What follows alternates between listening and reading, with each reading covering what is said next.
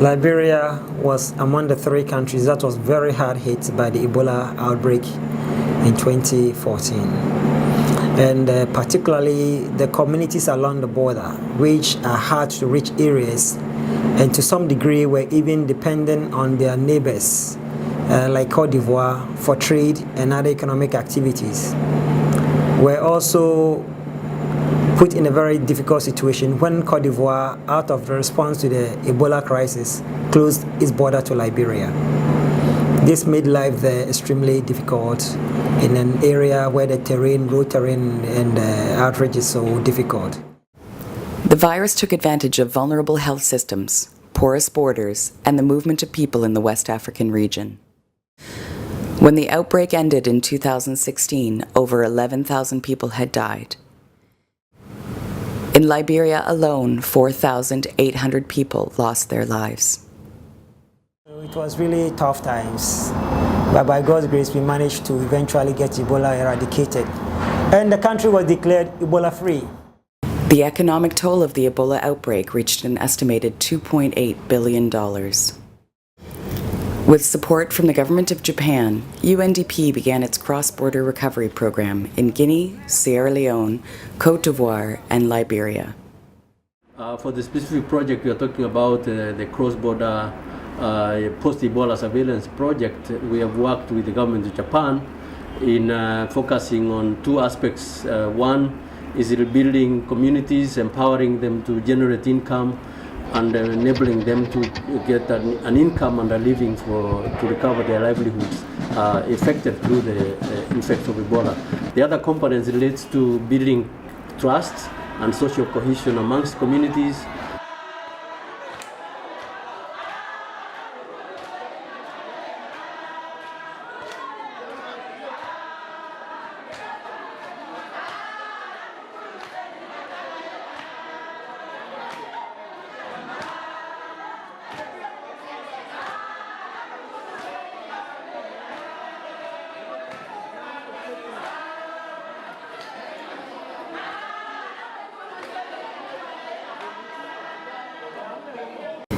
One component of the project focused on restarting livelihoods and generating much-needed income. We work as a local partner to UNDP in implementing the post-Ebola project. We work on the livelihood components. First, we did the technical need assessment and provided livelihood training to 235 beneficiaries in various skills, including rice value chain, cassava processing, palm kernel processing, and small ruminants. Upon graduation, this graduate was provided with empowerment packages, including machineries, to add value to these skill areas, as well as VSLA training and kits and empowerment fund to start small businesses. Across the 2 counties, we have more than 225 beneficiaries who have already started small businesses across areas. The small farming community of Bwaela relied on cross-border trade to earn a living, but when Ebola came, their livelihoods fell apart. Since Ebola stopped, they closed the border. Then even said the other side were closed. We not used to reach to one another. And then by now used to come to us here, and we too we can't leave from here and go to another person area, and we can't shake hands with people. We're not used to shake hands with people except. Then after Ebola, I think you people UNDP already help us with machine, and through that machine, I think now while we can sustain our children to go to school with the little one we're getting from the machine now. The dust start coming from here. Another important element of the project was assisting local governments to strengthen their cross-border services. Going forward, this enables authorities in bordering nations to improve coordination and cooperation in the event of any future outbreaks. Ebola is seen as a health issue, but if you look at it critically, it's more of a developmental issue. it did not originate from this country. It came through another country, through the borders. If you strengthen governance in those areas, I think it goes at great length to help people in those areas. I'm the Executive Director for the Agency for Economic Development and Empowerment, a local partner of the UNDP.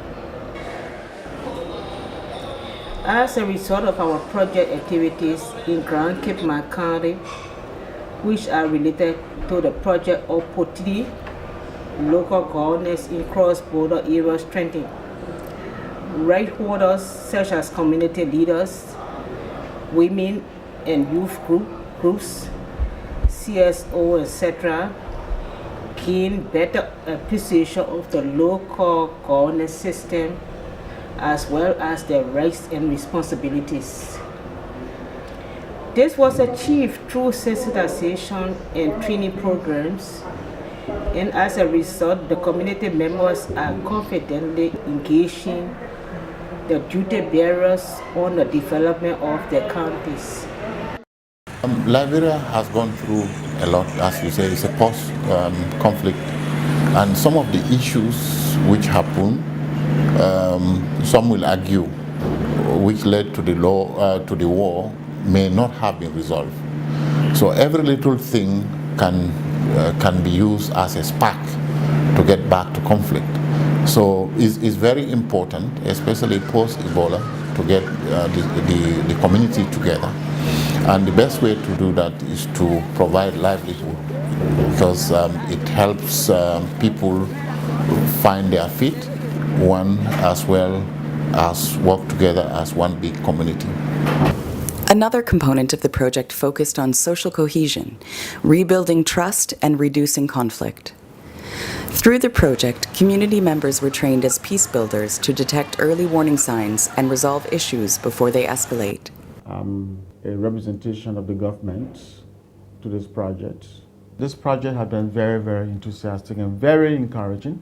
It has contributed to promoting social cohesion in 30 communities, involving 300 people that we trained in conflict prevention, conflict transformation, where we're also able to hold Palava Hot Talks and bring to bear the chiefs, the elders, the women groups, youth leaders and so forth, security operators as well, to discuss issues around governance, issues around health, issues around social cohesion, issues around resilience. Through civic education, we produce jingles, we have radio talk shows, just as a way of creating more awareness. And furthermore, we were engaged with the chiefs so that the chiefs using their local territories and experiences can engage quite friendly with their young people so that we continue to live in peace and stability.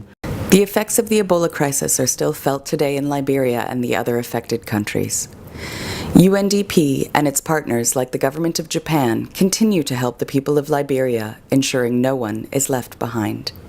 So what we need to do in line with government proper policy is to decentralize and make sure development reaches every part of this country, not only selected areas. That's what SDG sets out to do. We should not leave anyone behind, and that should be the way forward.